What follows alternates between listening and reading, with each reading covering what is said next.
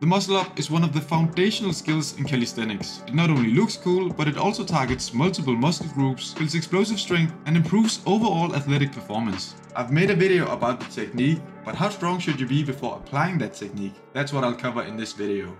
First, with an estimate of how many pull-ups you should be able to do, and then a much more precise strength test so you yourself can test if you're ready. Let's get into it.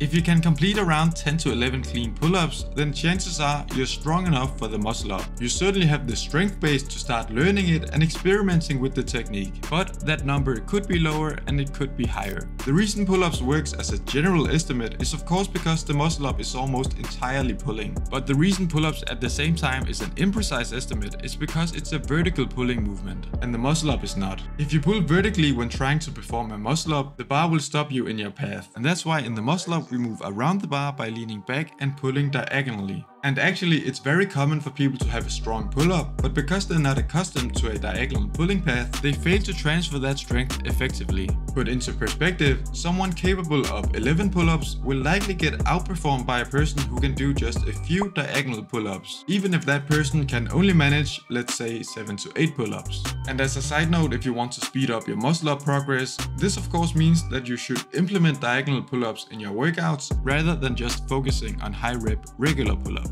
So for a more precise estimate, we need to test your current diagonal pulling strength. To set up a strength test for the muscle up, we need to remove as many technical components as possible and isolate the required strength. And to do that, we need to know two things. First, the pulling angle, which as we already covered is about diagonal. And second, we need to know the lowest point of transition. Or in other words, if you pull diagonally, at what point are you strong enough to make the transition? I'll show you this point in a second, but first, here's what you should do beforehand to set up the test. First, take a step back from the bar. Second, jump into the bar and swing forward. A common mistake in this step is resetting a dead hang like you would in a pull-up because it makes you lose the momentum. Instead, it's important to continue through the bar like I'm doing here. Third, when the momentum shifts in the swing, lean back and pull with all you got. We're not breaking the pulling path, we're not doing any transition work, we're only doing a diagonal pull-up as explosively as possible.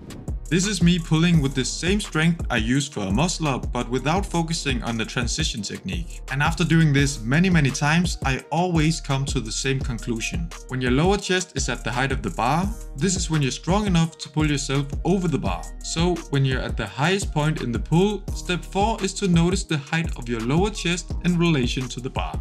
Of course, in reality, the muscle up movement is not a hard switch from pulling diagonally to leaning forward, it's more of a gradual C motion. But even though the forward lean starts a little before your lower chest reaches the bar, pulling to this height requires the same strength needed to perform the more technical C motion. And as another side note, your lower chest is also the lowest transition point of a successful dip, meaning that if you can land on the bar with your lower chest as the lowest point, you'll be able to press into the dip. Any lower and your elbows won't have the leverage needed to keep up.